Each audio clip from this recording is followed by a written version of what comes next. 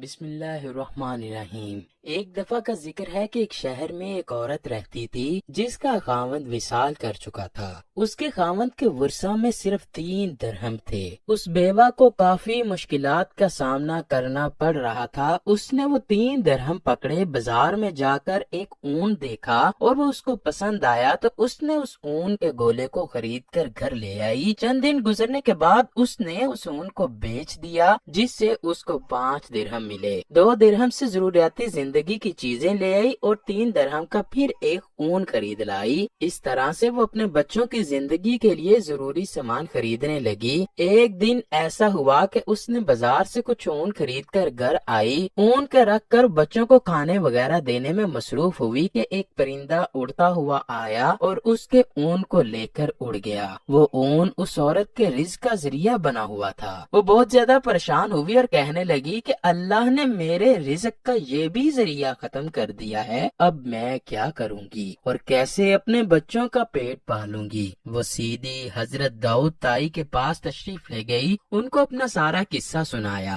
حضرت داؤد طائی اس عورت کی کہانی کو سن کر ابھی حیران ہی ہو رہے تھے کہ دروازے پر کسی نے دستک دی۔ دروازے کو کھولنے پر 10 آدمی کھڑے تھے۔ آپ نے ان آدمیوں سے پوچھا کہ کیا مسئلہ ہے۔ انہوں نے بتایا کہ ہم سمندر میں سفر کر رہے تھے کہ اچانک ہماری کشتی میں چھوٹا سا سوراخ ہو گیا اور کشتی میں پانی بھرنے لگا۔ ہمیں اپنی موت کا یقین ہو چکا تھا۔ ہم سب نے مل کر اللہ سے دعا کی کہ اے اللہ ہم کو اس مشکل سے نکال دے تو ہم سب مل کر 10,000 درہم صدقہ کریں گے۔ ہم اللہ سے یہ دعا کر رہے تھے کہ ہماری کشتی میں کسی پرندے نے اون کا ایک گولا پھینک دیا۔ ہم نے اس اون کے گولے کی مدد سے کشتی کے سوراخ کو بند کیا اور اس کے اوپر ایک صندوق رکھ دیا۔ اللہ اللہ کر کے ہم کنارے پر پہنچ ہی گئے۔ اس طرح ہم اس مشکل سے نکل کر آپ کے پاس یہاں آ گئے ہیں۔ یہاں پہنچتے ہی ہم نے کسی بزرگ کی تلاش شروع کر دی تاکہ ان کے ذریعے سے ہم اپنا صدقہ کسی مستحق کو پہنچا سکیں۔ ہم کو یہاں کسی کے بارے میں علم نہ تھا کہ ہم نے کسی ایک بزرگ آدمی کا نام دریافت کیا تو انہوں نے آپ کا نام ہم کو بتایا، اس لیے ہم سب آپ کے پاس آئے ہیں۔ یہ لیں 10,000 درہم اور جس کو آپ ان کا مستحق سمجھے اسے یہ رقم عطا کیجیے۔ حضرت داؤد طائی ان لوگوں کی باتیں سن کر بہت حیران ہوئے اور ساتھ ہی ساتھ بہت خوش بھی ہوئے۔ حضرت داؤد نے 10,000 درہم پکڑے اور پاس ہی بیٹھی اس عورت کو دے دیے اور اس سے کہنے لگے کہ دیکھو اب بتاؤ ہمارا رب رحم دل ہے یا ظالم۔ بیوہ خاتون داؤد طائی کے چہرے کی طرف دیکھتی رہی اور رو رو کر اپنے رب کائنات کا شکر ادا کرنے لگی۔ ہمیں چاہیے کہ اللہ کی ذات پر بھروسہ کریں اور اس کی ذات پر ہمیشہ یقین رکھیں، وہ ہر کسی کو اس کی طاقت سے زیادہ نہیں آزماتا۔ حضرت داؤد طائی اپنے وقت کے بڑے اللہ کے پیارے بندے تھے۔ آپ کو آپ کی رحم دلی کی وجہ سے لوگ یاد کرتے ہیں۔ آپ اللہ کے بڑے ولی اور خدا ترس انسان گزرے ہیں۔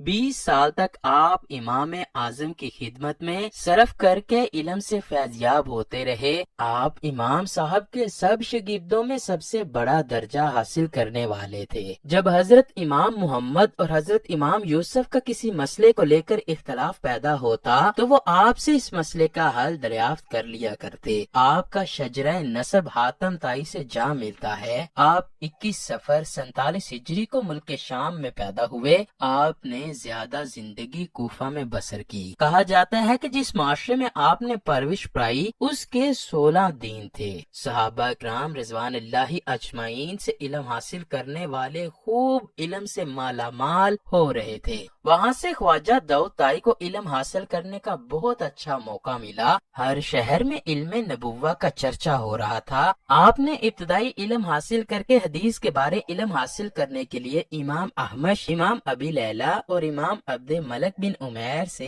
فیض حاصل کرنے کے لیے ان کے پاس گئے اور ان سے علم حاصل کیا۔ پھر آپ نے ایک حدیث پر عمل کرنے والوں کی جماعت تیار کی۔ علم حدیث پر غور حاصل کرنے کے بعد خلیفہ مہدی کے دور میں بغداد میں تشریف لے آئے اور پھر کوفہ پر واپس آنے کے بارے میں خیال کیا۔ حضرت امام ابو حنیفہ کی جماعت میں شامل ہو گئے۔ 20 سال تک اس جماعت سے منسلک رہے۔ علم فقہ پر عبور حاصل کیا۔ آپ خواجہ حبیب حبیب رائی کے پاس آئے، یہاں ان کے ہاتھ پہ بیعت کی۔ یاد رہے کہ حضرت حبیب رائی حضرت حسن بصری کے مرید تھے۔ ایک دفعہ کا ذکر ہے کہ ایک آدمی آپ کی خدمت میں حاضر ہوا اور کہنے لگا، اے داؤد تائی، آپ کی چھت کا ایک چھتیے ٹوٹ گیا ہے۔ آپ نے کہا، اے میرے پیارے، میں نے 20 سال سے اپنی چھت کی طرف نظر ہی نہیں ماری۔ جب آپ کے والد کا وصال ہوا تو 80 درہم اور ایک مکان ورثے میں ملا۔ وہ درہم ساری عمر تک آپ سے ختم نہیں ہونے پائے۔ آپ اسی مکان کے ایک کمرے میں بیٹھ جایا کرتے، جب وہ گر گیا تو دوسرے میں بیٹھ جایا کرتے، اور جب وہ بھی گر گیا تو آپ تیسرے کمرے میں بیٹھنا شروع کیا۔ کہا جاتا ہے کہ ایک دن حضرت داؤد تائی کی نوکرانی نے کہا کہ آپ کے لیے گوشت کا اچھا سا سالن نہ بنا لوں؟ حضرت داؤد تائی نے جواب دیا، جی تو میرا بھی یہی چاہتا ہے۔ اس نوکرانی نے گوشت بہت مزیدار تیار کر کے آپ کے سامنے پیش کیا تو آپ فرمانے لگے، فلاں آدمی کے بچے کہاں ہیں؟ نوکرانی نے جواب دیا، اے میرے آقا، وہ یہیں پہ ہیں۔ تو آپ نے فرمایا، یہ گوشت ان بچوں کو دے دو۔ نوکرانی نے کہا، آپ بھی اس گوشت سے کچھ کھا لیجئے۔ تو آپ نے فرمایا، یہ گوشت کھا کر بھی گندگی بن کر کوڑے میں جانا ہے، اگر میں یہ کھانا یتیموں کو کھلاؤں گا تو یہ اللہ تعالیٰ کی بارگاہ میں مقبول ہو جائے گا۔ سارا سالن یتیم بچوں کو بچوا دیا اور خود عام معمول کی خوراک کھا لی۔ ایک دفعہ حضرت داؤد تائی حضرت امام صادق کے پاس تشریف لے گئے اور عرض گزار ہوئے کہ اے آقا، مجھے کوئی نصیحت فرما دیجئے، میں اندر سے کالا ہو چکا ہوں۔ آپ کہنے لگے کہ تم تو زمانے کے مشہور زاہد و عابد ہو، تم کو میری کس طرح ضرورت محسوس ہوئی؟ حضرت داؤد تائی نے کہا، اے رسول اللہ صلی اللہ علیہ وآلہ وسلم کے فرزند، آپ کو ساری مخلوق پر فضیلت حاصل ہے، آپ کا سب کو نصیحت کرنا واجب ہے۔ آپ نے فرمایا، اے داؤد تائی، میں ہمیشہ اس کام سے دور رہتا ہوں، ایسا نہ ہو جائے کہ میں کسی کو ایسی نصیحت کر دوں جو قیامت کے دن مجھے اس کا حساب ادا کرنا پڑے۔